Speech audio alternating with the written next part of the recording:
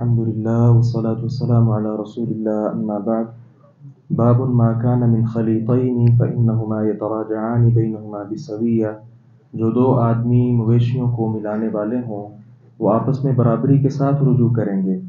امام بخاری رحمہ اللہ بیان فرماتے ہیں، ہمیں حدیث بیان کی محمد بن عبداللہ نے، انہوں نے کہا ہمیں حدیث بیان کی ہمارے والد نے، انہوں نے کہا ہمیں حدیث بیان کی ثمامہ نے، انس رضی اللہ عنہ نے انہیں بیان کیا کہ ابو بکر رضی اللہ عنہ نے کتب له التي فرض رسول اللہ صلی اللہ علیہ وسلم، انس رضی اللہ عنہ کو وہ احکام لکھوا دیے جو رسول اللہ صلی اللہ علیہ وسلم نے فرض کیے تھے۔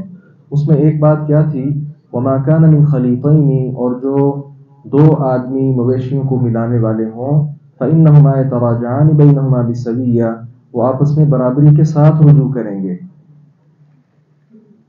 اس حدیث مبارکہ کا مطلب یہ ہے، آپ دیکھتے ہیں کہ بعض لوگ جنہوں نے جانور رکھے ہیں، مثال بکری کی ہم لیتے ہیں، تو دو لوگ ہیں، دو دوست ہیں، لیکن دونوں کی الگ الگ بکریاں ہیں، الگ الگ جانور ہیں، الگ الگ ان کو چراتے ہیں، ویسے وہ دوست ہیں۔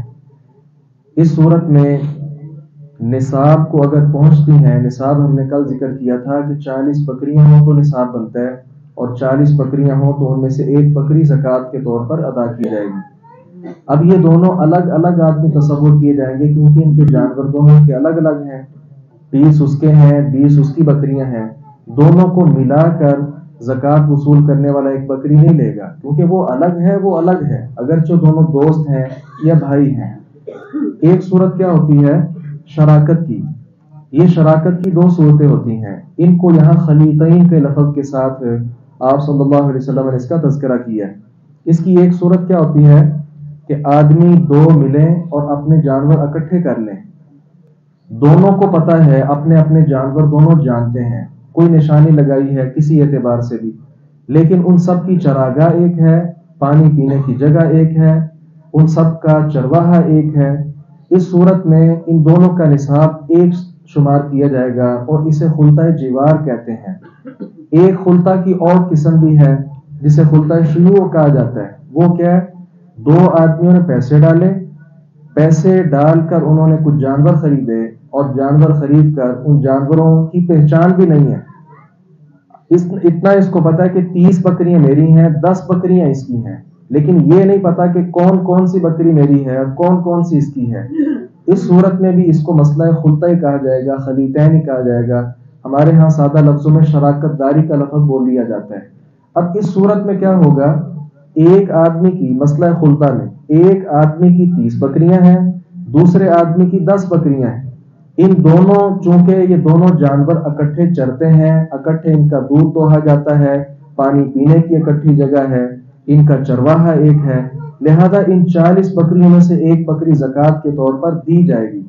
اب وہ جو زکوٰۃ کے طور پہ بکری دی جائے گی، آپ صلی اللہ علیہ وسلم نے فرمایا کہ یتراجعان بینہما بسویہ، یہ ان دونوں میں برابری کے ساتھ تقسیم ہوگی۔ اس برابری کا مطلب کیا ہے کہ 30 بکریوں والا اور 10 بکریوں والا، یہ دونوں ایک تناسب کے ساتھ اس ایک بکری جو زکوٰۃ ادا کریں اس میں شریک ہوں گے۔ مثال کے طور پر اس بکری کے 4 حصے کر لیں، ایک حصہ وہ ادا کرے گا جس کی 10 بکریاں ہیں، اور 3 حصے وہ ادا کرے گا جس کی 30 بکریاں ہیں۔ یہ نہیں کہ ایک بکری جو دی گئی ہے، اگر ایک بکری آتی ہے مثال 50,000 کی، تو 25,000 اس کو دینا پڑے گا، 25 اس کو دینا پڑے گا، ایسا نہیں، کیونکہ جانوروں کے حساب کے ساتھ ہوگا، جس کے جانور زیادہ ہیں اس کی زکوٰۃ بھی زیادہ ہوگی۔ یہ ہے مسئلہ خلطہ شراکت داری کی صورت میں کہ دو آدمیوں مل کر، اگر یہ 2 آدمی ہیں، 4 آدمی بھی ہو سکتے ہیں، 5 افراد نے مل کر جانور لیے ہوں وہ بھی ہو سکتے ہیں۔ جانوروں میں جو زکوٰۃ کی صورتیں ہیں وہ آئندہ احادیث میں انشاءاللہ آئیں گی، جہاں مزید اس کے مسائل بھی ہوں گے۔ اللہ تعالیٰ سے دعا ہے باری تعالیٰ حق بات کو سمجھنے اور اس پر عمل پیرا ہونے کی توفیق عطا فرمائے۔